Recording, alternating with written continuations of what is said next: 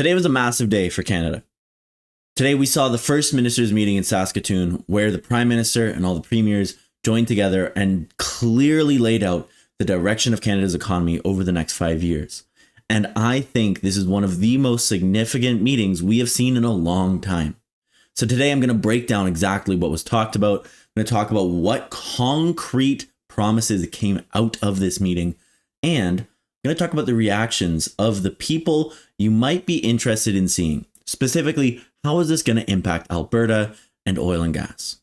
Welcome to Golden Arch Investing. My name is Liam. Here we talk about investing in Canada. If that interests you at all, please do like the video and subscribe to the channel.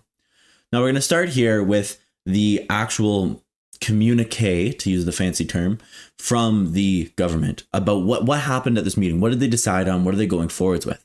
I'll have it here on the screen for you right here. But the general message is super positive. A lot of premiers walked out of this one saying, hey, good things happened. There was a big press conference, which I recommend you go check out. You'll see what they're talking about. And there were some big moments where, for example, the Prime Minister said, yes, we need to build pipelines. But we also saw all sorts of other projects that have been talked about sporadically on the media for a while, but other projects that look like they might actually go forwards. And we saw a framework laid out to allow for significant investment from the private sector, which is by far the most important thing we need right now, particularly for us who are investors in Canadian companies. These companies are likely going to be the ones involved in these projects. And so not only is there a return for the economy in general, boosting a lot of our investments, but specific companies might have outsized returns if they can build projects within these parameters. So let me take you through exactly what is on this communique. I'll walk you through it here. So we start at the top. Today, Canada's first ministers met in Saskatoon, Saskatchewan to build a stronger, more competitive, and more resilient Canadian economy. This marks the first time a first ministers meeting has taken place in Saskatchewan in over 40 years. First ministers expressed their deep concern regarding the wildfire situation, including Manitoba, Saskatchewan, and Alberta, and pledged to continue to provide assistance to support the impacted provinces, territories, and Indigenous communities. First ministers discussed the federal government's plan to remove trade barriers and advance major projects of national interest, including by tabling their One Canadian Economy legislation so Canada can be stronger at home and abroad. Now, of course, a lot of the news recently has been about this idea of removing trade barriers. One of the big ones that I think we maybe discount in this country is removing the different qualifications for different trades and professions across the country. I'll give an example. I'm a teacher here in Alberta. It is significantly difficult for me to move to another province right now and work in that province. If I chose to move to Ontario or British Columbia, I would need to jump through all sorts of hoops to work there. If there could be some sort of agreement across the country that a qualified teacher in one province is a qualified teacher in another province, maybe it would be easier for mobility between provinces.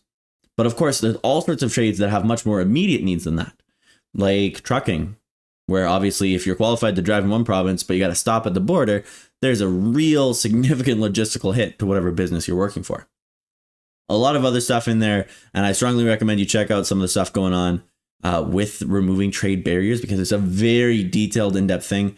But for today, just think about it as more or less that. First ministers agreed to work together to accelerate major projects in support of building a strong, resilient, and united Canada. This is what we're here for, really. As a first step, First Minister discussed projects of national interest which fit the following criteria, subject to consultation with Indigenous peoples whose rights may be affected. Now, I've heard some arguments, particularly from folks on the right, but also just from folks who are interested in how can we make Canada's economy as strong as possible, who are saying like, hey, why should we have to consult Indigenous people? Like, why should they get in the way of this? And the facts are right now that there are legal rights granted to those Indigenous people. And we've seen when some people or parties or groups or like the Premier of Ontario try to go through with legislation where they're focused solely on the economy and they're trying to get through, that you get court challenges, you get bogged down, you get this public opinion fight. And that's not something you want right now. No business wants that attached to their name. Think about it. If you're going to build this massive project, you're going to put tens of billions of dollars potentially up into this project over time. You don't want then there to be this huge fight and brand issue before you even get the return. So we need to consult with Indigenous people. We've seen all sorts of projects that have done that. I've talked on this channel plenty about some of the LNG projects in northwestern, British Columbia, that have definitely consulted with Indigenous groups. You've seen Indigenous ownership. And it's been a great way to get those built without such a fight. Obviously, everybody's going to need their own sort of strategy, but it is really important because you don't want that PR nightmare. No private business, and none of us as investors want to be attached to something that has that huge PR problem. The 5 criteria here, this is really important. Strengthen Canada's autonomy, resilience, and security. Offer undeniable benefits to Canada and support economic growth. Have a high likelihood of successful execution. Are a high priority for Indigenous leaders. Have clean growth potential, such as the use of clean technologies and sustainable practices. So think about that. What could fit into that sort of conversation? What fits those guidelines? And more importantly, if, and I say if only for the next little while, because there will be one soon. If we see a project, say, hey, look, we clearly hit these things, get approved, get fast tracked, have access to government resources really fast, you're going to have a line a mile long at the government's door saying, hey, we have this, we have this, we have this. Let's say, for example, one of the big topics of conversation we've seen has been the idea of a renewed Northern Gate. We've talked about it on the channel. The Premier of Alberta here has been talking about it plenty. We've seen lots of sort of chatter about, hey, are we going to do this? Is this going to happen? And honestly, the industry here in Alberta wants it bad. They really do want it. The oil industry would like a crude oil bitumen pipeline to northwestern British Columbia where they can ship it off to the markets of Asia at a much higher price than we can get right now in North America. Well, using this logic and tying that pipeline to the Pathways Alliance, another thing we've talked about here on the channel, an idea of carbon capture, a major carbon capture alliance between most of the largest producers in Canada, most of the big upstream companies in the oil industry. Well, if you tie those two things together, they fit the criteria. So really, really interesting. First Ministers also agreed to continue the discussion on projects of national interest, working with provincial and territorial governments. This is a first step in implementing a broader set of reforms to overhaul the project assessment process. A significantly improved, streamlined project assessment process is necessary for Canada to grow its economy and become the strongest in the G7 and a global energy superpower. That being in this is huge. The assessment process, and it's really environmental, yes, but of course we're talking about the Impact Assessment Act, has been a serious detriment to the resource industry specifically. And because we've seen this shift suddenly of public opinion and of government support for the resource industry associated with our resource super cycle in the stock market that we are focused on as investors, seeing some real legislative movement is huge. First Ministers are committed to immediately begin to address project approval and permitting efficiency and timelines for all projects. Premiers welcome the Prime Minister's commitment to ensuring all federal assessment decisions are rendered within 2 years, beginning with projects of national interest. First Ministers also agreed to work towards efficiently and effectively implementing one project, one review, with the goal of a single assessment for all projects in a manner that respects federal, provincial, and territorial jurisdiction, enhancing coordination of activities on permitting and eliminating duplication. This will help kickstart economic growth and ensure the projects get built in a timely manner. First Ministers pledged to fulfill the Crown's duty to consult with Indigenous peoples. Again, very important. You do not want the court challenges and the protests and the big pushback scaring away private business investments. And they discussed ways to strengthen Indigenous ownership and partnerships to provide Indigenous communities with generational economic opportunities. And again, like I mentioned, with a lot of the Cedar LNGs, and those other major LNG projects in northwestern British Columbia, it seems to be that is the method. If you get these people invested into these projects, if you get grants in their name from the government to go into these projects and sort of make them equity partners, you get way better buy-in from these groups, and that helps you get this stuff done. Nation-building infrastructure and corridors such as highways, railways, ports, airports, pipelines, nuclear projects, clean and conventional energy projects, and electricity transmission systems are crucial for driving Canadian productivity growth, yes, energy security, obviously, and economic competitiveness, 100%. First Ministers agreed that Canada must work urgently to get Canadian natural resources and commodities to domestic and international markets, such as critical minerals, and decarbonize Canadian oil and gas by pipelines supported by the private sector that provide access to diversified global markets, including Asia and Europe. Now, we'll talk more about the decarbonized word used there, but it's a really interesting concept that's being brought up. Again, we will get into that later. Before you leave me a grumpy comment saying that doesn't exist and they're just trying to get out of actually having to do anything, we've heard some other comments from people that are very clearly not on the side of the government that think this is not as bad as some people have already been commenting saying it might be. In order to generate economic and social benefits, this work must be done by bringing together the right conditions, including Indigenous equity and participation, deferring to provincial and territorial environmental assessments where applicable. First Ministers also discussed needed investments in dual-use infrastructure in northern and Arctic communities that will address Canada's Arctic sovereignty and security goals, meet local community needs, and advance national energy independence, and unlock the North's economic potential. Indigenous equity and participation will be pivotal to the success of these projects. You think Indigenous groups are prevalent or powerful in the provinces? The territories is a whole different story. A whole different story. Significantly more, like as a percentage, significantly more of the population of the Northwest Territories, of the Yukon, and particularly of Nunavut are Indigenous folks. So you try to get something done without them, it's never going to happen in the territories. It doesn't matter. You would have to have significant combat between the government and Indigenous groups if you're trying to ram something through in the territories without allowing them to be part of it. So really important, and it's good. It's good that they're saying, hey, this has to happen. We want it to happen, and so we need these people on the team. Through recent federal, provincial, and territorial efforts and actions led by the Committee on Internal Trade and the Forum of Labour Market Ministers, significant progress has been made towards removing internal trade barriers and further facilitating the movement of goods, services, and workers across the country. Recognizing there is more work to do, First Minister is committed to unlock multilateral, economy-wide mutual recognition and labour mobility while respecting Quebec's specificity. That's French language.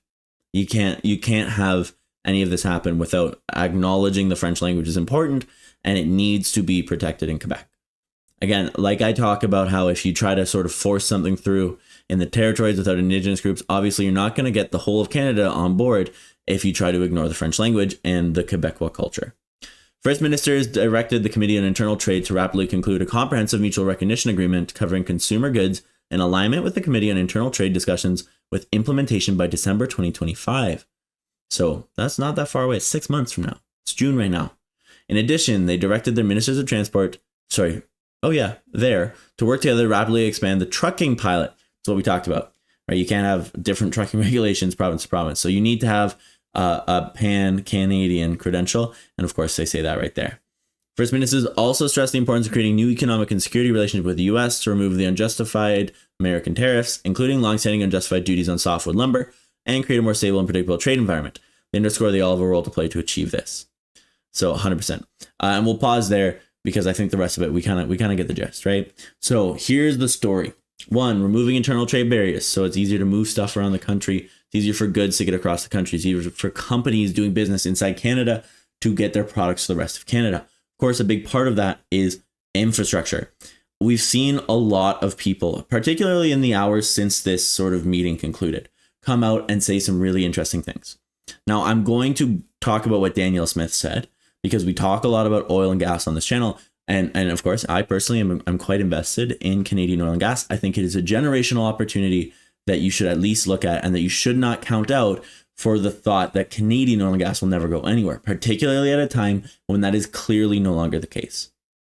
But we have also seen really interesting discussions about energy. We saw, I'll give an example.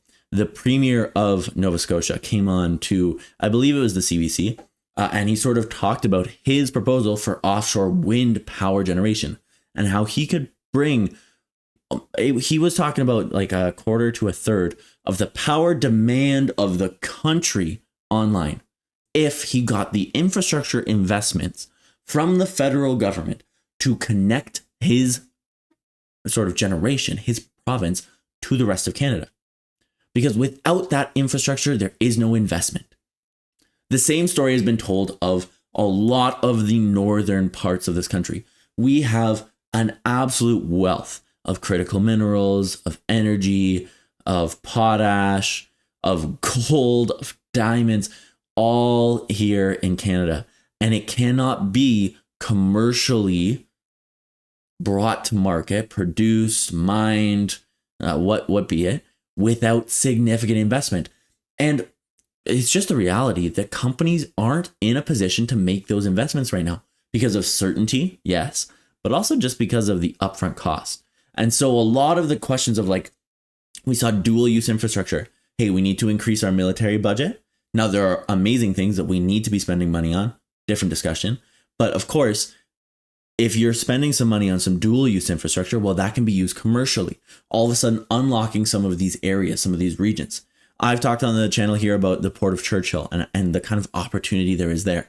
And of course, hey, we need more icebreakers in order to sort of reinforce our sovereignty over northern Canadian waters. Well, hey, look, there's a great use case for that there. So there's a lot of really interesting questions of like how the federal government can both meet its own commitments and create the opportunity for private sector investment. And the biggest one, in my opinion, is pipelines. Now, no conversation about pipelines happens without a conversation about Alberta. And I will preface this by saying I am an Albertan. I have lived here.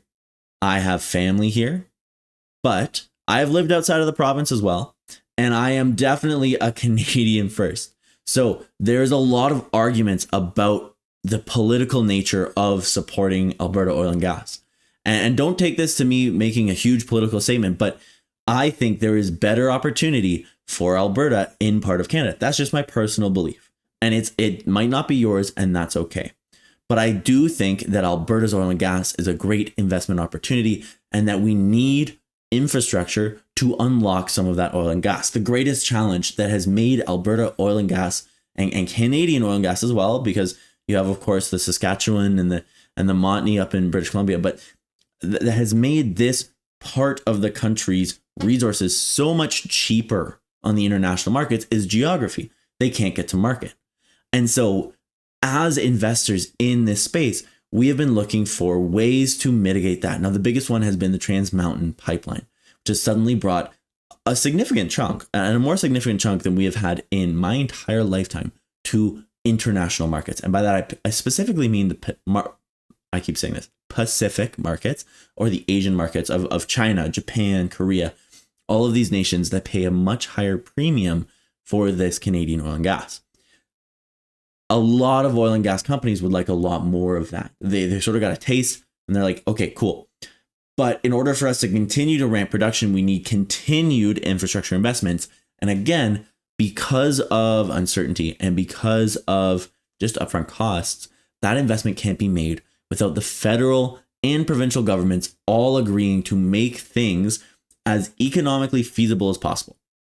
And it looks like that might be the case. Now, don't jump on me saying that I'm supporting either the premier or the prime minister here and that I'm completely partisan and biased. But both of these people who are politically opposed agree. And that's significant. I think that's really important. Now, I'm going to read you through this article from the Calgary Herald. It's by Rick Bell. Smith vows to work with Carney, says he is way better than Justin Trudeau. Truth be told, this is not a column where the headline is shouting outrage. Well, Alberta against Ottawa sounds like an old school wrestling cage match. You know the headline. Danielle Smith slams Mark Carney. Alberta Premier says Mark Carney is just another Justin Trudeau. That is not the headline this day because that is not the story. She wasn't gushing like Ontario Premier Doug Ford, who sung Love is in the Air and compared Carney to Santa Claus. Ford, after all, is Carney's BFF. Kind of funny. But Smith was feeling pretty good. We still have no idea whether or not Smith's idea of an oil pipeline to the West Coast will be fast-tracked as a nation-building project by the Carney government, but the Alberta Premier is very encouraged. So no idea whether Smith calls the 9 terrible laws, liberal anti-oil policies are going to be killed or rewritten by Carney. You know, the cap on oil gas emissions and the No More Pipelines law and the tanker ban off the BC coast and the net zero electricity regulations, and the list goes on. Despite what the future may hold, Smith is happy to tell you she feels Carney is way better than former Prime Minister Justin Trudeau.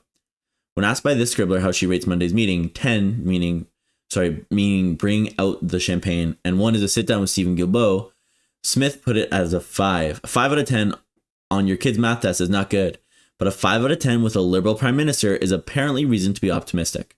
Premier says Carney is a dramatic improvement over Trudeau since he recognizes the value of Alberta oil and wants to get to market and get it to Asia. Again, we talked about this. How are you going to do that? Seems like through a pipeline. That's what the companies want, at least. I mean, he sat down with the companies in Calgary on Sunday, so really interesting. Smith still insists Carney must do something about the anti-oil, anti-Alberta 9 terrible laws. Can't get investors to pony up big dough for a pipeline with anti-oil laws on the books. Even the Liberals should understand that. She says success only comes with someone to bankroll the pipeline and we see the shovels in the ground. That's why there's a lot more steps and we need to go through before anyone breaks out the champagne. So the Premier likes what she hears and likes the change of tone from the days of Trudeau. She's willing to work with Carney in spirit of goodwill. Smith is willing to give it a try. I think the Prime Minister was pressed many times by many reporters. Are you talking about bitumen? Yes. Are you talking about oil? Yes. Are you talking about a pipeline going to the north of the coast of BC? Yes. He did not back down on that. Smith says the fact Carney is saying the same thing to the press as he said to the premiers behind closed doors on Monday means he genuinely wants to find a path to do that. See a West Coast pipeline up and running. So I am genuinely going to work on that. Why is Smith considerably more confident with Carney than Trudeau? Remember, Trudeau had a moment where he said that his true views were that the oil sands would have to be kept in the ground. He had an environment minister who kept on talking about phasing out oil and gas, and he never reined him in. And in fact, he gave him license to pass terrible laws just to do that. Smith then points to Carney, who the premier said sidelined Guilbeault, the environment minister under Trudeau, made Tim Hodgson, who has built pipelines in the past, his point man on oil and gas, talks about Canada being an energy superpower. That should give Albertans some reason for optimism. The Alberta Premier adds most Albertans are telling her to give Carney a chance. The moment he's demonstrating he's moving in a different direction than his predecessor, prepared to work with him on that. And so we are left to see how the next act unfolds. It will become evident pretty quick whether or not it's real or smoke and mirrors. This moment, I don't know the answer to that. I'm going to proceed as if we're going to get an agreement that will be to the benefit of Albertans. Now, obviously, Rick Bell, this is a post-media article, and so he's going to have his opinions. And of course, you're allowed yours as well. But let me give you some of my thoughts. And I'm not talking about the politics of any of this, but from the business perspective, from the perspective of an investor who has significant money that I've poured into Canadian stocks, who talks about investing in Canada every single day, and who does believe that the natural resource super cycle in Canada is the next generation of Canadian economic opportunity. And as an investor, I want to be a part of that. I think we have seen today the first real step towards making all of these sort of pie in the sky comments we saw during the election come true. And I think that if we see projects get approved, and if we see all of these politicians follow through on their word, which again, they're politicians, they might not, then we are likely to see insane gains on so many different stocks. We're thinking about pipelines. Of course, there is huge potential for companies like TC Energy, for Enbridge, for Pembina, for these companies that build pipelines. They can get government support. If they can get fast-tracked approvals, they can actually get this stuff done. There's huge growth opportunities there. And of course, associated with that, for the oil and gas companies, the real producers of oil and gas, there's huge opportunity for them as well. If all of a sudden you get a pipeline bringing 1 million barrels a day to the West Coast, well, all of a sudden there's so much more growth unlocked for these companies. You see the WCS differential taken away. You see cash flows just accelerate. You see profitability accelerate. It would be massive for those companies. On top of that, you have all of the construction firms, the engineering firms, the financiers of Canada who are going to be part of these deals. So we talked about Brookfield not that long ago. Obviously, there's lots of people who have lots of opinions about that company thanks to their ties with Carney, but they've been a big player in a lot of big infrastructure projects. We talked about WSP Global here on the channel before, but there are so many companies in that vein that will benefit from these projects, and you gotta bet that they'll be there at the door, ready. They'll be there working with the companies. They'll be there working with the various levels of government, making these plans happen. And so there's huge opportunity all across the Canadian stock market. And it is almost universally undervalued. So many people are so stressed about, the slow growth, boring state of the TSX. You're saying these are all these boring dividend stocks. It's all banks and telecoms and grocery stores. And the real investment opportunity is somewhere else. And I'm telling you, right now, there is huge opportunity in Canada. And it's in an area that we have excelled at in the past and that I believe, based on all the information in front of us, we will excel at again. So I am investing a heavy amount into Canadian companies across the board that are going to benefit from these. I think there is going to be a boom in investment in Canada, and I really hope you're along for the ride.